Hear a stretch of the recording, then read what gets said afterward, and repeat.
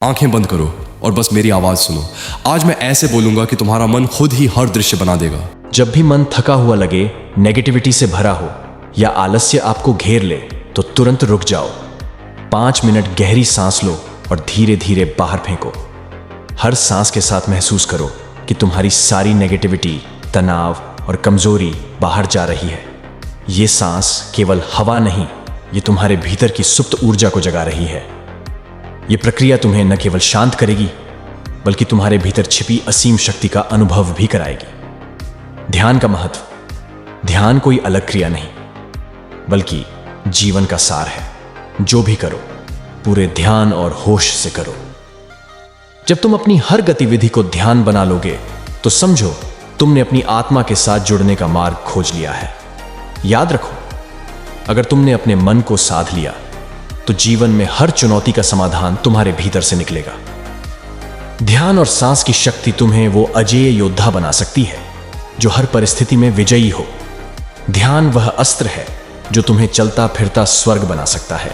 परिवर्तन एक दिन में नहीं आएगा, लेकिन अगर तुम एक दिन भी इंतजार नहीं कर सकते तो तुम खुद को धोखा दे रहे हो। छोटे छोटे बदलाव करो, वरना जीवन के लिए तुम हमेशा लापरवाह रहोगे। जब हर तरफ अंधेरा हो, हर रास्ता बंद लगे और सारी उम्मीदें खत्म हो जाएं, तब असली योद्धा अपनी ताकत को पहचानता है। इतिहास गवाह है कि जिन्होंने कभी हार नहीं मानी वही दुनिया को बदलने में कामयाब हुए हैं। याद रखो, असली जीत उसी की होती है जो हार को अपने कदमों की सीढ़ी बना लेता है। महर्षि दयानंद सरस्वती जी का जीवन इस बात का प्रमाण है कि आत्मनियंत्रण से बड़ी कोई ताकत नहीं।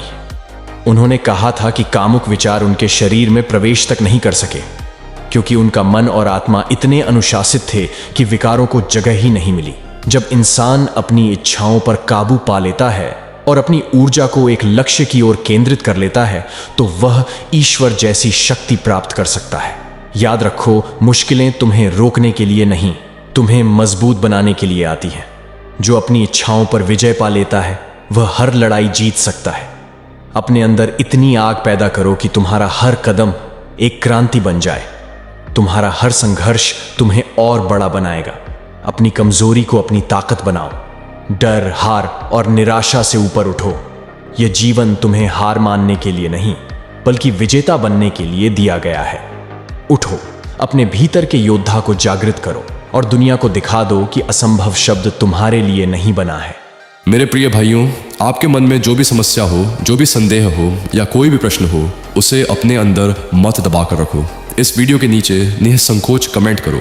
मैं आप में से हर एक व्यक्ति को व्यक्तिगत रूप से उत्तर दूंगा, और यदि आपका प्रश्न गहरा और महत्वपूर्ण हुआ तो मैं उस पर एक पूरी वीडियो बनाकर विस्तार से समझाऊंगा। इसलिए झिझको मत, अपनी बात खुलकर रखो। मैं यहाँ हूँ तुम्हारे साथ, तुम्हारे लिए। आत्म तत्व की वह अग्नि जिसमें साधारण मनुष्य जलकर दिव्यत्व को प्राप्त करता है। हे मूढ़, तू ब्रह्मचर्य को शरीर की संहिता मानकर अपने ही अंतःकरण को धोखा दे रहा है। यह मार्ग उनके लिए नहीं जो केवल संयम को एक क्रिया समझते हैं। यह उन ऋषियों का तप है जो आत्म तत्व की गहराई में उतरकर स्वयं को विसर्जित कर चुके हैं। क्या तूने कभी आकाश को समझा? वह अनंत है, शून्य है, किंतु उसी में सूर्य जलता है, चंद्रमा ठंडक देता है, तारे प्रकाश करते हैं। क्या आकाश इनसे प्रभावित होता है? नहीं।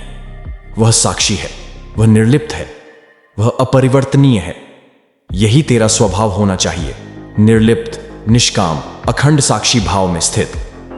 परंतु तू क्या करता है? तू स्वयं को अपने कर्मों से, अपने वासनाओं से, अपनी सीमित चेतना से बांध देता है और फिर स्वयं को मुक्त मानने का भ्रम पालता है। हे अज्ञानी, जब तक तू स्वयं को स्वयं समझेगा तब तक तेरा पतन निश्चित है। मैं शरीर हूं, ये पहला बंधन है। मैं मन हूं, ये दूसरा बंधन है। मैं विचार हूं, ये तीसरा बंधन है। परंतु जो जान ले कि मैं साक्षी हूं, मैं आत्मा हूं, मैं ब्रह्म हूं, वही मुक्त हो जाता है। ब्रह्मचर्य केवल विषयों से बचना नहीं है, यह तो इस बंधन को तोड़ने की प्रक्रिया है। क्या तूने अग्नि देखी है? वह केवल जलाती नहीं, वह तपाती भी है। वह नष्ट नहीं करती, वह परिशुद्ध करती है। जब तक तेरा मन अग्नि की भांति तपेगा नहीं तब तक वह निर्मल नहीं होगा। जब तक तेरे विचारों की राख नहीं बचेगी तब तक तेरा आत्म तत्व प्रकट नहीं होगा। इसीलिए ऋषियों ने कहा, ब्रह्मचर्य केवल क्रिया नहीं, यह तो एक धन है, एक संहार है, एक पूर्ण विसर्जन है। जब तू सत्य को जान लेगा तब ब्रह्मचर्य का अर्थ भी समझ आएगा। याद रख, यह संसार नश्वर है, यह देह क्षणिक है, यह मन चंचल है। जो इन अस्थिर चीजों में स्थायित्व खोजता है वह सदा भटकेगा, परंतु जो स्वयं को इन सब से परे देखेगा वह परम तत्व को पालेगा। ब्रह्मचर्य केवल बाहरी संयम नहीं, यह उस अग्नि का नाम है जिसमें तेरी अहंता जलकर समाप्त हो जाए, जहां मैं का पूर्ण विसर्जन हो और केवल ब्रह्म की अनुभूति शेष रहे। शक्ति क्या है? क्या तू उसे बाहुबल में ढूंढता है?